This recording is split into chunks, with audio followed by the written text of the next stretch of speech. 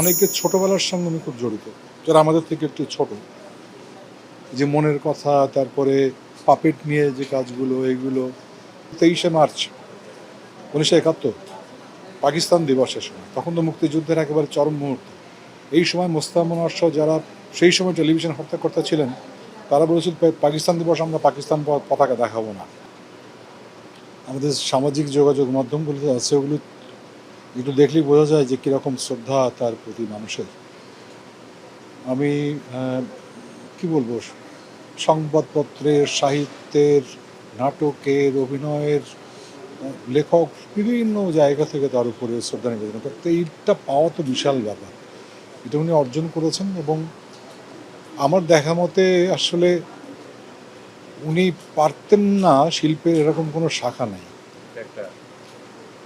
এবং সাহিত্যের পড়াশোনার সাংঘাতিক, যেমন রবীন্দ্রনাথ তেমনি শেক্সপিয়ার থেকে শুরু করে।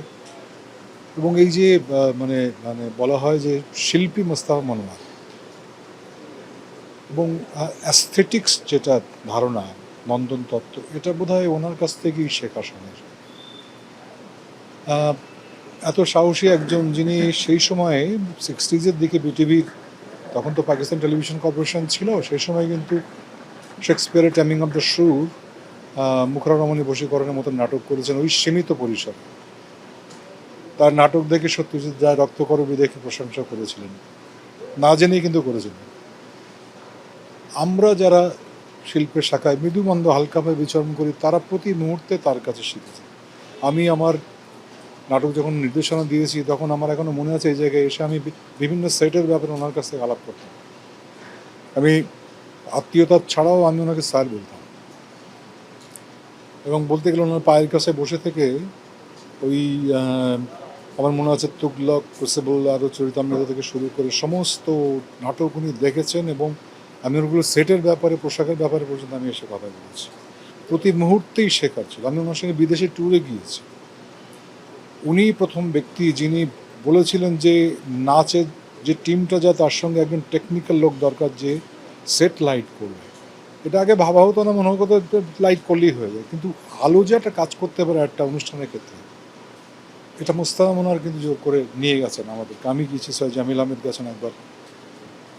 তো এইরকম একটি লোকের অবদান আসলে আমাদের শিল্পাঙ্গনে আমার ভোলা যায় না কখনো, এবং এটি একটি বিশাল ক্ষতি বলে আমি মনে করি।